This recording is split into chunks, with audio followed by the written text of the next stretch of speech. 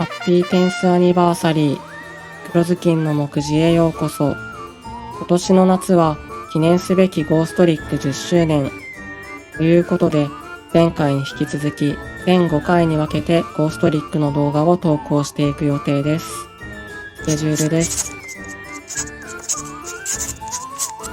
前回は12期に入ってからのゴーストリックについて、わかりやすく解説を行いました。ゴーストリックについての基礎知識が詰め込まれていますので、黒ずきんの目次を初めて開いたよって方は、ぜひ第1回ゴーストリックの教科書上巻から開いてみてください。そして第2回はゴーストリックの教科書下巻です。パート2ということで、今回も引き続き、ゴーストリックカード全33種の紹介、及び解説を行います。テーマパーツこそ非常に多いゴーストリックですが、そのほとんどが実用的とは言い難く、美しい構築にしていくにはある程度の取捨選択を迫られることとなります。僕としてもワイワイとゴーストリックのみんなと一緒に戦いたいのが本音です。ですが、ゴーストリックという玄人向けテーマを握り、かつその先に明るい未来を見出そうとしているのなら、それ相応の覚悟が必要となります。あなたなりでいいので向き合ってみてください。彼らの強いところも弱いところも愛してあげてください。目次です。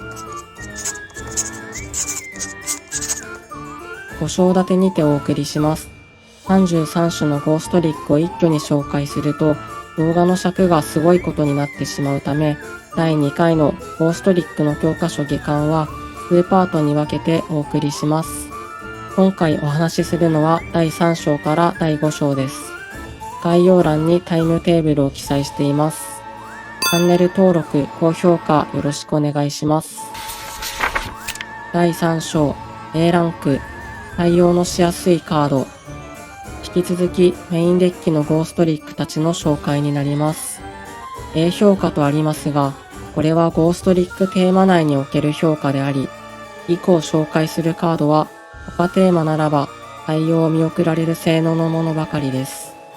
辛口にはなりますが、現代遊戯王においては、パート1で紹介したゴーストリック 3A 決がギリギリ採用圏内のレベル。しかしゴーストリックパニックでたくさんのゴーストリックたちの効果を起動したり、また、これから紹介するゴーストリックセイレーンのバリューを上げたりと、構築の幅を広げるためにも、一採用候補として知っておくべきでしょう。1、ゴーストリックセイレーン。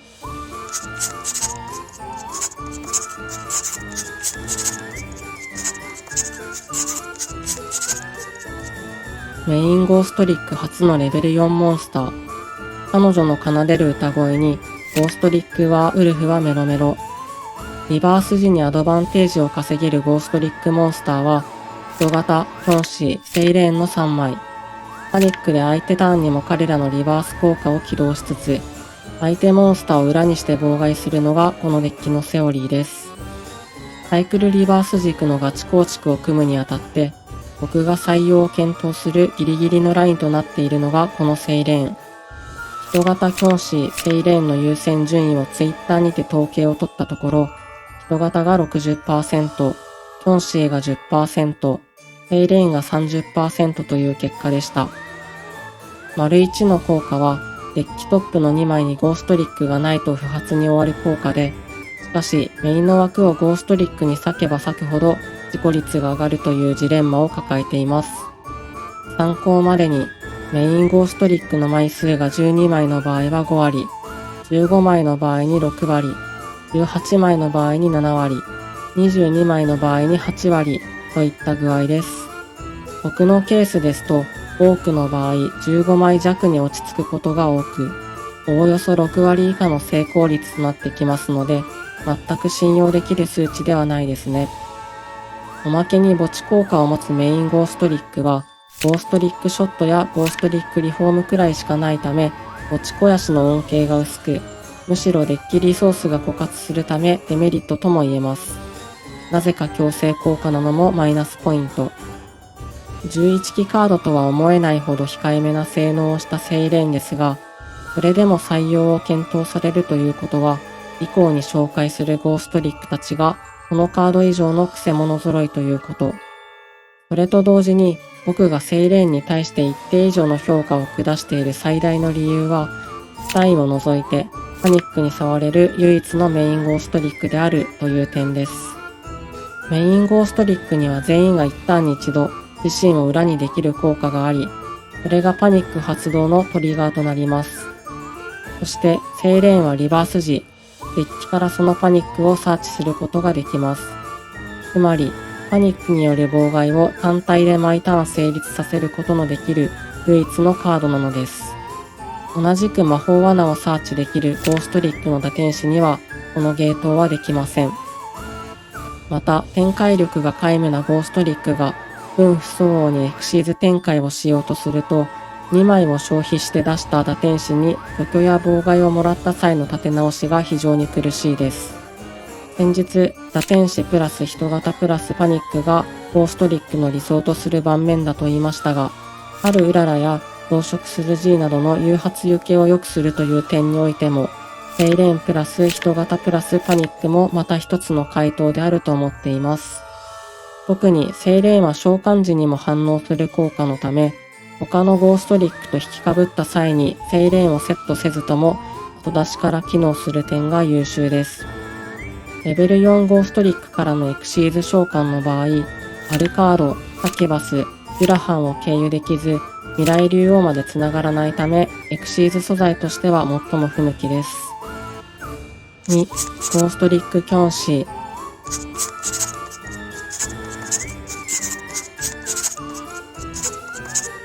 男の子か女の子か、隠れファンも多いキョンシー。硬直した体でゴーストリックハウスを跳ねては巡回し、驚かすターゲットが来たらお屋敷のみんなに知らせる係なんだ。エンド時にバニモンスターが残っていないと後続をリクルートできない人型。デッキトップ2枚にゴーストリックがないと魔法罠をサーチできないセイレーンとは異なり、メインゴーストリックのサーチャー、リクルーターの中では最も確実性があるのがキョンシー。3匹の中ではステータスが高いため場持ちが良く、戦闘破壊が確定したとしても、ゴーストリックスペクターをサーチすれば、ワンドローしつつ場にスペクターを残すことができます。問題は人型より厳しいレベル3小持ちということ。レベル2、レベル3ゴーストリックをサーチするためには、複数体のゴーストリックを並べる必要があり、これがとにかく難しいです。当人のキョンシーがレベル3であるせいで、人型と比べた時に1枚からエクシーズ展開につなげることはまず不可能です。多くの場合にレベル1ゴーストリックをサーチすることになるのですが、いずれも攻撃誘発型の手札誘発であるため、運用が難しく、これがキョンシーの評価を下げている大きな要因です。逆に言えば、アブテラーのヨーマのような優秀なレベル1モンスターが来てくれさえすれば、セイレーンや人型すらも超えて SS ランク入りを果たすことができるかもしれません。現状のゴーストリックでは、後続の確保面では人型大なりキョンシー、パニックの供給面では打天使大なりセイレーンという構図が出来上がっています。3、ゴーストリックマリー。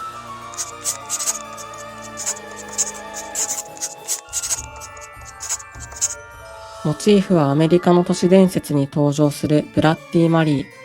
ゴーストリックミュージアム内にある兄弟に宿っている女の子。この兄弟には魔法がかかっていて、彼女の意志に反して動き回るから、いつも困らされているよ。レベル1ゴーストリックのイラストにデカデカと写っている姿は被り物だったり仮染めの姿であることがほとんどで、この本体はイラストのどこかに小さく描かれているんだ。キョンシーで解説したように、レベル1ゴーストリックは相手の攻撃などに誘発して手札から発動する効果を持っています。相手依存のため、基本的にはノイズになることが多く、彼らを活かすためには、口述のゴーストリックパレードを軸に据えた構築にしたいところ。このカードの進化は、ランク1デッキでワンチャンと併用することにあります。ワンチャンで能動的にダメージを受けながらマリーをサーチできるので、打天使を立てたエンド時には好きなゴーストリックをリクルートできるのです。4、ゴーストリックランタン。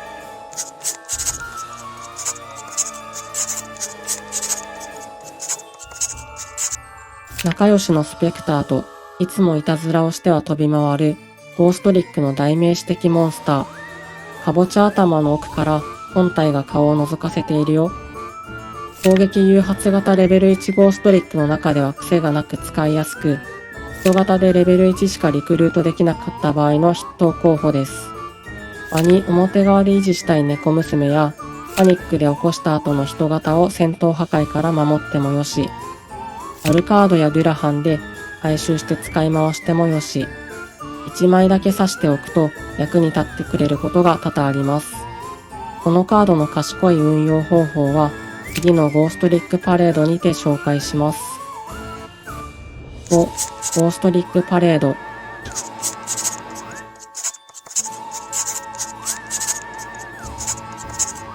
お化け屋敷、ゴーストリックハウスと博物館、ゴーストリックミュージアムで暮らす面々の他に、人里に身を潜めていたゴーストリックたちもその姿を現した。一同が集い大行進する様は百鬼夜行。相手が受けるすべてのダメージがゼロになるという、相手モンスターを裏側にしてビートダウンするというコンセプトを全否定するような重い制約を課されるフィールド魔法ですが、サイクルリバース軸以外の選択肢をゴーストリックにもたらす唯一のカード。このカードを軸にした通称パレード軸では、丸2効果でサーチすることになる攻撃誘発型のゴーストリックランタン、ゴーストリックフロストがキーマンになります。ランタン、フロストともに相手の直接攻撃を無効化しつつ、自身を手札から裏側で特殊召喚する効果を持ちます。丸1のゴーストリックフィールド魔法の共通効果により、相手の攻撃は直接攻撃になるため、自分の場のセットモンスターや相手の直接攻撃からライフポイントを守りつつ、ランタンやフロストを裏側で場に展開できるのです。そしてなんと、ランタンやフロストはおろか、パレードにも単1効果はありません。名称単1ではなく単1です。何ができるのかというと、相手の直接攻撃宣言時にパレードの2の効果でランタンもしくはフロストをサーチ。2回目以降の直接攻撃宣言時には場のパレードをチェーン1、手札のランタンやフロストをチェーン2と組むことで相手の攻撃を無効化して彼らを場に展開しつつ、後続となる別のランタンやフロストを確保するという半永久期間が完成するのです。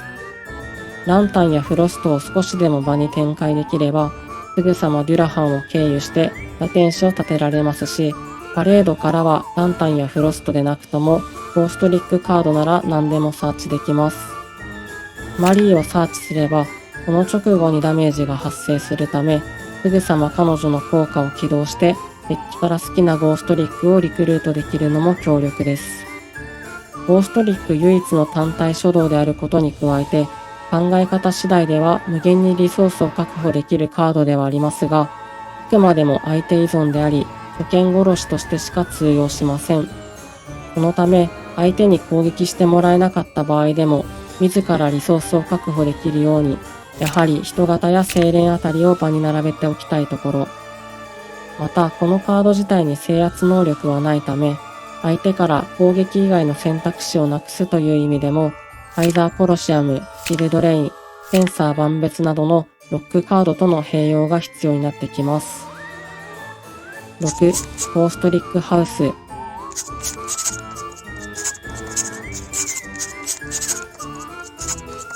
町外れの小高い丘の上にそびえ立つはゴーストリックハウス。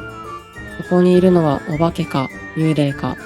行き場を失った者たちが住み着いた屋敷では、今日もドタバタな日常が繰り広げられている。3種のゴーストリックフィールド魔法の中では唯一、半分にはなりますが、ゴーストリック以外のモンスター、例えば横に立てた未来竜王などでもダメージを入れられるようになり、どの構築でも1枚は見かけるカードです。というかパレードともう1枚のゴーストリックミュージアムのデメリットが重すぎます。フローテンポで低ステータスのゴーストリックはどうしてもデュエルが長引いてしまうため、ライフポイントを実質16000にして戦えるこのカードの存在はなかなかありがたいところ。ミュージアムにも言える話ですが、アドバンテージを稼げるカードではないため、対応枚数には注意です。裏側のゴーストリックを守る目的ならパレードを優先しましょう。7、ゴーストリックリフォーム。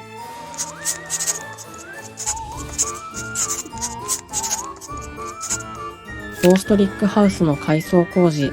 でも床に穴を開けてしまったり、寝ている子がいたり、お姉さんのゴーストリックの魔女は今日もプンプン。丸1の発動条件を満たすためのゴーストリックフィールド魔法がいまいちゆえにこのランクになっていますが、さすが10期3の性能と言うべきか、使い方次第では S ランクに繰り上がるポテンシャルを秘めたカードです。ゴーストリックフィールド魔法さえ用意できれば、好きなフィールドを発動できるメタバースを内蔵。このメタバースが制限だった頃は、このカードから魔性道に触る構築で公認優勝の報告もあったそう。ゴーストリックの打天使1枚からフィールドとリフォームに触ることはできないですが、この2枚さえ揃えば、妨害効果を持つフィールドにもアクセス可能。候補としては魔法族の里やデュエルアカデミアなどが挙げられます。ゴーストリックの住処を太平洋の海に沈めて、その上にデュエルアカデミアを開講するスミミチャンネルの構築は概要欄から。丸2の効果は特に優秀。前回動画の通り、ゴーストリック3英傑の存在から未熟になりがちなゴーストリックですが、肝心のランク2のサキュバスにはサルベージ効果がありません。しかしリフォームを用いて、効果使用後の打天使にアルカードやドゥラファンを重ねて出せば、サルベージ効果持ちの彼らを経由しつつ、ショットを使わずに2体目の打天使を出すことができるのです。打天使の効果で手札のリフォームを食わせつつ、それをコストに打天使のサーチ効果を発動してリフォームを墓地に肥やせるので、打天使を簡単に出せる構築ではすべきが嬉しいカードです。第4章 B ランク採用を検討されるカード。ここからは基本的に採用されることが少なく、採用されたとしてもピン刺しのカードの紹介となるため、サクサク紹介していきます。1、ゴーストリックスペクター。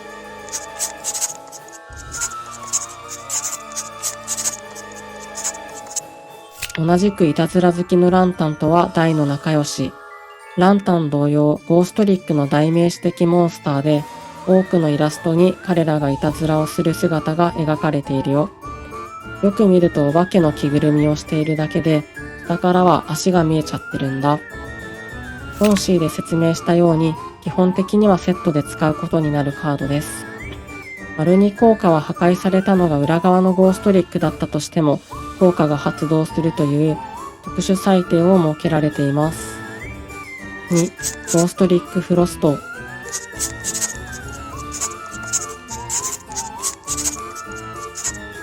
同じくレベル1のランタン、スペクターとは仲良しみたいで、ジャック・イン・ザ・ハンドに描かれた彼らは、まるでいたずら3兄弟。暑いのが苦手なため、普段は空調の効いたゴーストリックミュージアムで過ごしているよ。本体はおそらく、斜め掛けの迷彩柄のポーチ。効果はランタンと似ていますが、大きな違いは直接攻撃宣言時にしか対応しておらず、表側のゴーストリックを守れない点。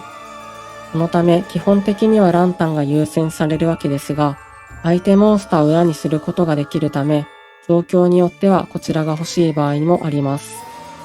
ゴーストリックパレード下ではランタン以上の活躍を見せてくれるでしょう。3、ゴーストリックグール。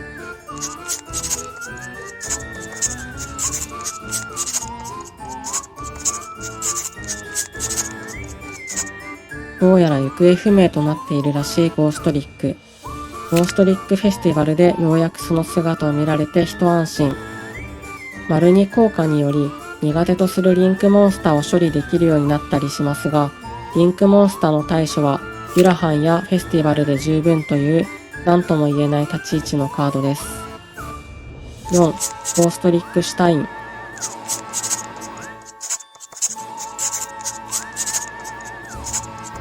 トリックの仕込みを行う裏方担当。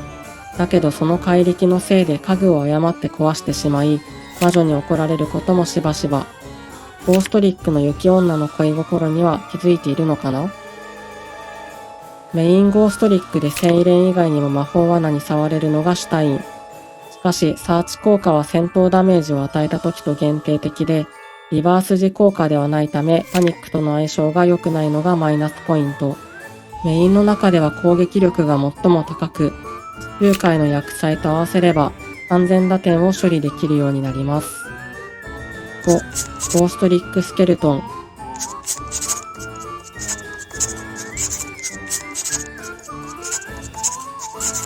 ゴーストリックミュージアムの中に紛れているスケルトン。ゴーストリックリフォームやロールシフトなど、散々な目に遭っている姿が印象的。丸2効果による裏側除外の強さは、クシャトリラで証明されていますが、再三お話ししているように、ゴーストリックを横に並べて、それを維持するのが困難。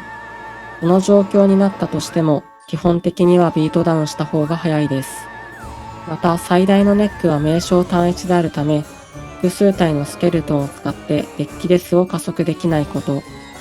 ダメージを与えづらいパレード軸や、後の動画で紹介するルーン出張にて活躍することになるカードです。6、ゴーストリックマミー。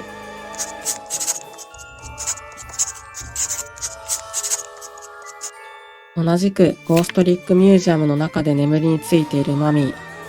ゴーストリックミュージアムのイラストでは魔女に怒られているよ。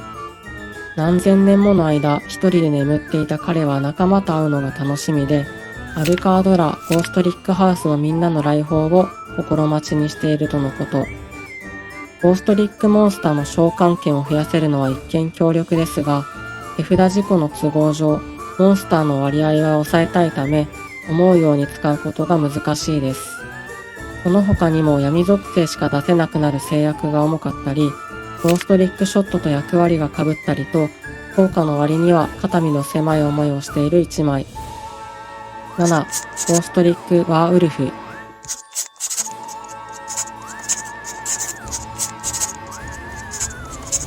新規で登場したセイレーンの歌声に、すっかり心を奪われてしまったワーウルフ。ゴーストリックパレードのイラストでは、この子が魔女に怒られているよ。バーン効率が100と低く、性能面だけで言うと文句なしの C 評価なのですが、B ランクでの評価基準は他のゴーストリックとの差別化ができているかという点。セットされたカードには相手のカードも含まれるため、スケルトンでちまちまデッキレスするよりも、このバーンダメージを入れつつ、ビートダウンでライフを削り取る方が早かったりします。ミュージアム下でないと、僕にバーンダメージが入らないのは内緒。ステータス面もそこそこ優秀で、攻撃力と守備力のトータルは実はメインゴーストリックの中ではトップ。みんな知らなかったでしょう。8、ゴーストリックミュージアム。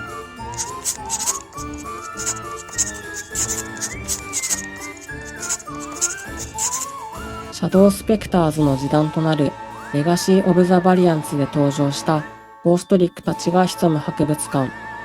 イラハンやマリーは普段は展示物として飾られているよ。ゴーストリックハウスの面々がミュージアムを訪問した際、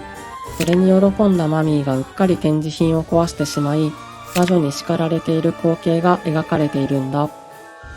ゴーストリック以外で攻撃できなくなるため、同じフィールド魔法のハウスより使い勝手が悪く、パレードのようにアドバンテージを稼げるわけでもありません。丸2の裏にする効果は、相手に攻撃を躊躇させられるため一見優秀ですが、相手を裏にする役割は、ゴーストリック3英傑とパニックで十分です。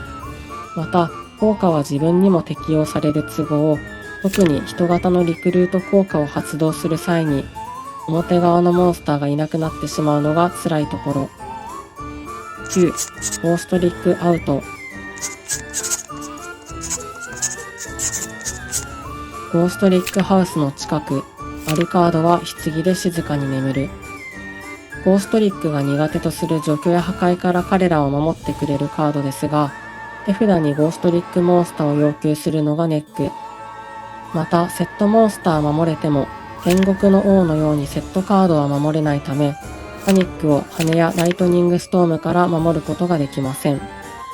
このカードを発動してしまうと、なぜか自分までもセットモンスターを対象に取れなくなるため、そもそもパニックとの相性が悪いです。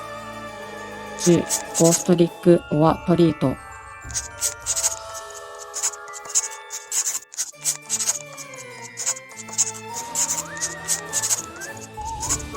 トリック・オア・トリート。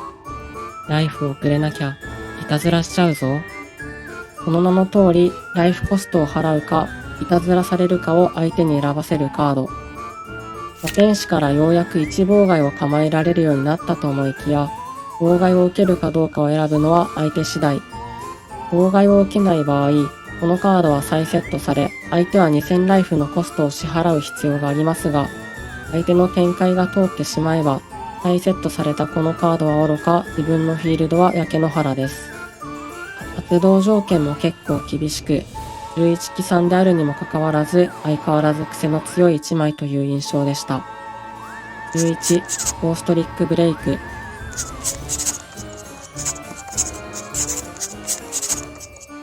サインに好意を寄せる雪女。それにショックを受けるゴーストリックイエティの姿が何とも切ない。サンダーボルトや激流層のような全体破壊に対しては無力のため、こちらも発動条件の難しいカード。なんでゴーストリックはこんなに条件指定のあるカードばかりなんでしょう。破壊されたモンスターを蘇生することができないのも難点ですが、それでも除去に弱いゴーストリックにとっては、盤面を立て直せる可能性があるというだけでも価値があります。12、ゴーストリックロールシフト。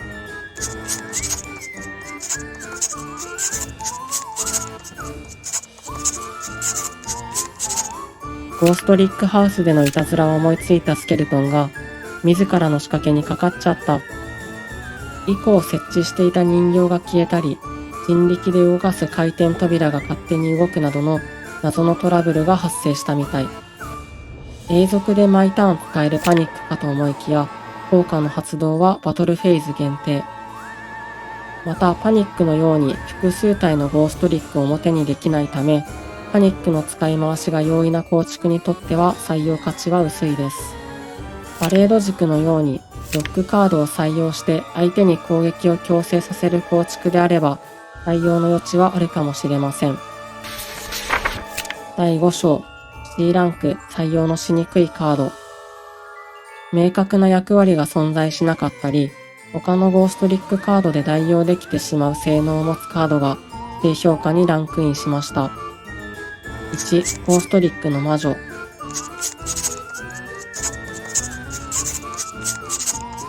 これまでの他のイラストにも何度も登場してきたゴーストリックハウスのお姉さん。感触持ちで一度怒り出すと容姿のあるカードですら手をつけられないみたい。効果は起動効果による月の書であり、ここまで悪い性能ではないのですが、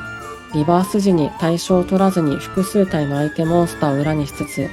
さらに墓地リソースまで回収してくれる妖精の存在が気になります。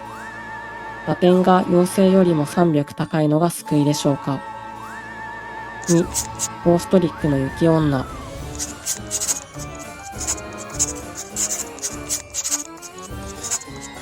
優しくて力持ちのシュタインに密かに思いを寄せる雪女。いつもは影に隠れていたり、遠くから見つめることしか叶わなかったけど、ゴーストリックフェスティバルでは彼に手を引かれるようにハロウィンのお祭りに連れ出してもらえたんだ。よかったね。永続に裏にするという丸2効果において、比較対象になったのはゴーストリックナイト。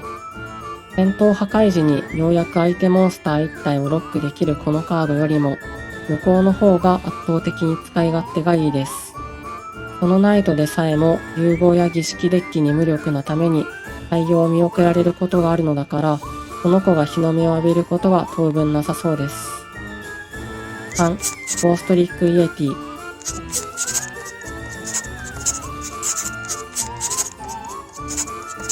サインに思いを寄せる雪女を見てショックを受けるイエティ。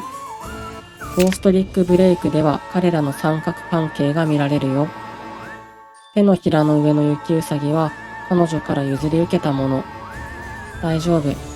愛の形って恋人関係だけじゃないんだよ。そんな昇進中のイエティですが、性能面においても踏んだり蹴ったり、キョンシーを上回る守備力と、2の破壊耐性付与のおかげで、そこそこの場持ちの良さがあると思いきや、戦闘破壊が確定した段階で表になった場合は、そのまま破壊されてしまうのです。これじゃあ本当に物理的にゴーストリックブレイクだよ。いかがだったでしょうか。 B 評価、C 評価は運用の難しいカードばかりでしたが、構築次第ではどんなカードにも採用理由が生まれてくる場合があります。あなたの愛するゴーストリックの可能性をあなた自身で探し当ててみてください。来週7月20日はいよいよ記念すべきゴーストリック10周年です。